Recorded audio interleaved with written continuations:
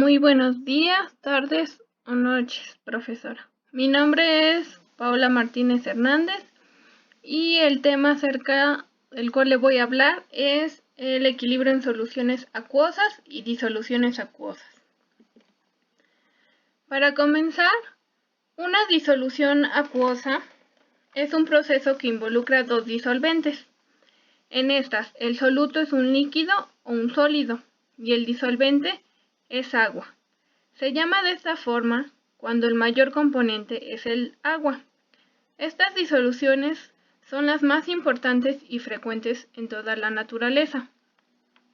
Mientras que una solución acuosa es una preparación líquida que contiene una o más sustancias químicas solubles disueltas en agua.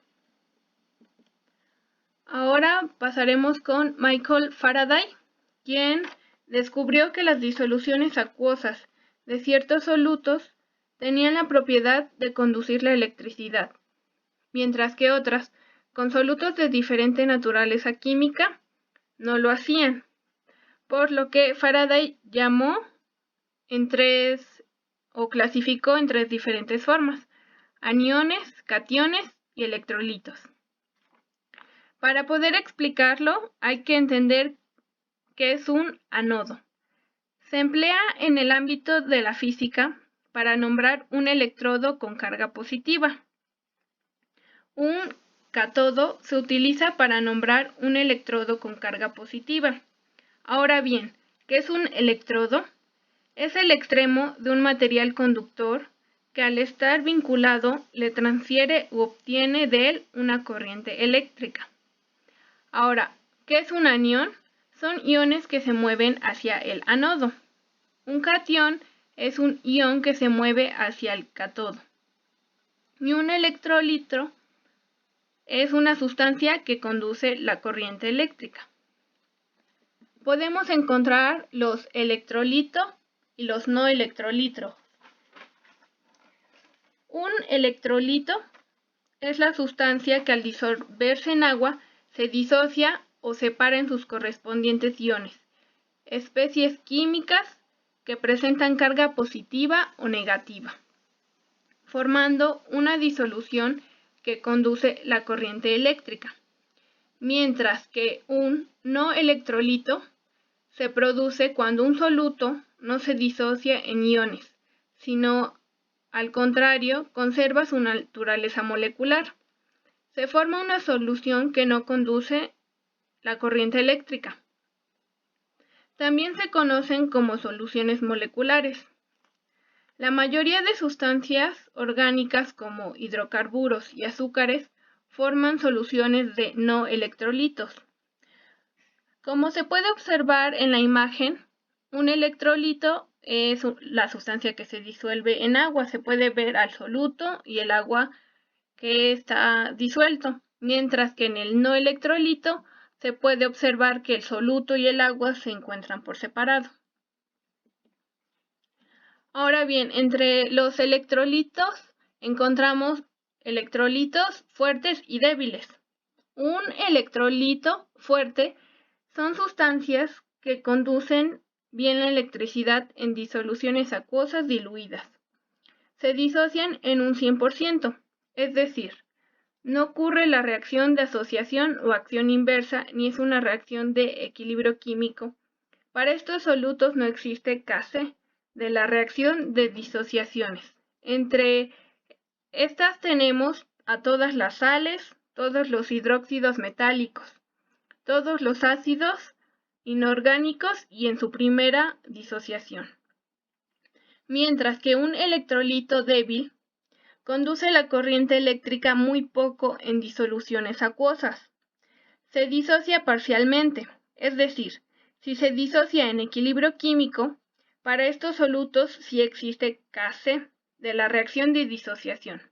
Como electrolitos débiles encontramos a ninguna sal, hidróxidos no metálicos, ácidos inorgánicos en sus disociaciones posteriores a la primera disociación, y todos los ácidos orgánicos. La disolución es un proceso por el cual un compuesto iónico se separa en disolución. Por ejemplo, cloruro de sodio. La ionización es un proceso por el cual un compuesto iónico se separa formando iones en disolución, por ejemplo, ácido clorhídrico. La ionización del agua. El agua pura es un electrolito débil. Se disocia en baja proporción en sus iones hidronio o hidrógeno, escritos en su fórmula como H3O+ o H+. También se encuentran como hidróxido o hidroxilo, que en su fórmula se escriben como OH-. Dos moléculas polares de agua pueden ionizarse debido a las fuerzas de atracción por puentes de hidrógeno que se establecen entre ellas. Como se puede observar en la imagen de abajo, tenemos las dos moléculas de agua, una funcionando como ácido y la otra como base. El agua que funciona como ácido dona un protón al agua que viene funcionando como base. Por lo tanto, el ácido pasa a ser base y se le conoce como ion hidroxilo, mientras que la base, al obtener un tercer protón, se convierte en ácido y se le conoce como ion de hidrógeno. En la parte de abajo se puede observar la misma reacción únicamente con moléculas. Ácidos y bases. De acuerdo con la teoría clásica de la ionización electrolítica desarrollada por Arrhenius, los electrolitos disueltos en agua se disocian directamente en partículas cargadas, positivas y negativas, llamadas iones. De acuerdo con la misma teoría, los iones que dan origen al comportamiento ácido son los protones, y los iones hidróxido provocan el comportamiento alcalino. Por lo tanto, ácidos son los electrolitos que en disolución acuosa liberan iones hidrógeno, y bases son las que liberan iones hidróxido. El equilibrio ácido-base se puede representar por medio de las ecuaciones siguientes. Como se puede observar, el ácido es aquel que libera iones hidrógeno y las bases aquellas que liberan los iones hidróxido.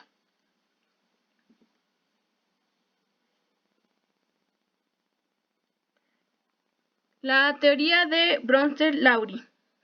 Aquí nos dice que un ácido es la especie química que cede un protón y genera una base conjugada. La base es una especie química que acepta un protón y genera un ácido conjugado. Un par ácido-base conjugado consiste en dos especies relacionadas. El comportamiento de una especie química como un ácido se define en gran medida por el disolvente en el que se disuelve. Cuando un ácido se disuelve en agua y se ioniza completamente, se le denomina como un ácido fuerte. Por el contrario, cuando un ácido se disuelve en agua y se ioniza parcialmente, se le denomina como un ácido débil. De igual manera, cuando una base se disuelve en agua y se disocia completamente, se le denomina como base fuerte, mientras que si se ioniza parcialmente, se le denomina base débil. Es importante resaltar la diferencia entre los conceptos concentrado y diluido y los conceptos fuertes y débil. Los primeros, es decir, concentrado y diluido, se refieren a la cantidad de soluto disuelto en la disolución. En general, expresado en número de moles de ácido o base presentes en un litro de disolución. Los segundos se refieren al poder dador o aceptor de protones del ácido o la base con respecto al disolvente. Como toda reacción de equilibrio químico, la ionización de los ácidos y bases débiles está gobernada por una constante termodinámica, que en rigor debe expresarse como relación de actividades de las especies. Pero para disoluciones diluidas se puede usar concentraciones como aproximación. Las fórmulas que encontramos en la parte inferior derecha son las constantes de ionización de un ácido o una base. Estas se emplean como una medida cuantitativa de la fuerza del ácido o la base en la solución acuosa. Si la constante de equilibrio es mayor a 1000, el equilibrio está muy desplazado hacia los productos y por lo tanto puede considerarse que las especies están casi totalmente ionizadas. En este caso, se denomina ácido o base fuerte. Por otro lado, si la constante de equilibrio es menor que 1, el equilibrio está poco desplazado hacia los productos y por lo tanto puede considerarse que las especies están poco ionizadas, por lo cual se denomina ácido o base débil. Por último, veremos pH y otras funciones logarítmicas. Dado que la mayoría de las concentraciones de especies en soluciones acuosas son potencias negativas de 10, se define el operador matemático P es igual a menos logaritmo. Para una especie de concentración C, Pc es igual a menos logaritmo de C. En el caso de la especie ion hidrógeno, el pH va a ser igual a menos logaritmo de la concentración de ion de hidrógeno. El operador P también puede aplicarse a constantes de equilibrio.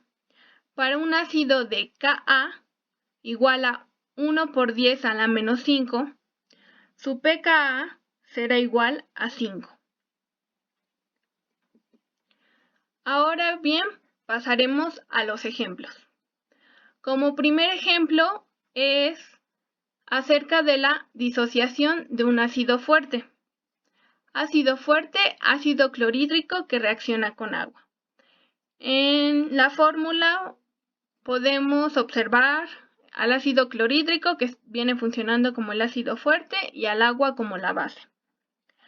El ácido clorhídrico dona un protón al agua, por lo tanto el ácido clorhídrico actúa como un ácido. Una vez que el ácido clorhídrico dona su protón, se forma el ion cloro menos, que se puede observar del lado de los productos. Este es la base conjugada del ácido clorhídrico. Mientras que el agua, al aceptar un protón del ácido clorhídrico, el agua actúa como base. Cuando el agua acepta un protón, se forman iones hidrógeno o H subíndice 3 o más, que es el ácido conjugado del agua, el cual también lo podemos observar del lado de los productos. Cada par ácido-base conjugado en la reacción contiene un ácido y una base. El ácido y la base difieren solo por un protón. Generalmente una reacción entre un ácido de Bronsted-Lowry y su base conjugada va a contener dos pares ácido-base conjugados. Como segundo ejemplo, tenemos la ionización de una base débil. Consideremos la reacción del amoníaco, una base débil en agua. Podemos observar en la reacción del lado de los reactivos, del lado izquierdo, la base que es el amoníaco y el agua que está funcionando como ácido. En esta reacción, el amoníaco va a aceptar un protón del agua y así actuar como una base. Al aceptar un protón del agua, el amoníaco forma el ion NH+4, que es su ácido conjugado. El agua, al donar un protón al amoníaco, actúa como un ácido. Después de que el agua dona su protón al amoníaco, se forma el ion hidroxilo, que es la base conjugada del agua, el cual se puede observar del lado derecho, del lado de los productos. Puesto que el amoníaco es una base débil, el ion amonio puede devolver un protón al hidróxido para volver a formar amoníaco y agua. De esta manera existe un equilibrio dinámico. Esto siempre será cierto para las reacciones que involucran bases y ácidos débiles. Ahora bien, las aplicaciones en la biomedicina. Mediante reacciones ácidos y bases se puede lograr un pH óptimo para que se lleve a cabo la función que se desea. Se puede reconocer la presencia de electrolitos fuertes y electrolitos débiles. Funcionan como un sistema amortiguador del bicarbonato. Permiten la conservación del pH del líquido extracelular. Existe una presencia en el metabolismo celular, capacidad de producir ácido, cuerpos cetónicos en condiciones de ayuno o ácido láctico en el caso de un ejercicio extremo, además de que intervienen en la producción de fármacos. Aquí se encuentran las referencias en las que me basé para elaborar esta presentación. Esto sería todo de mi parte. Muchas gracias y hasta luego.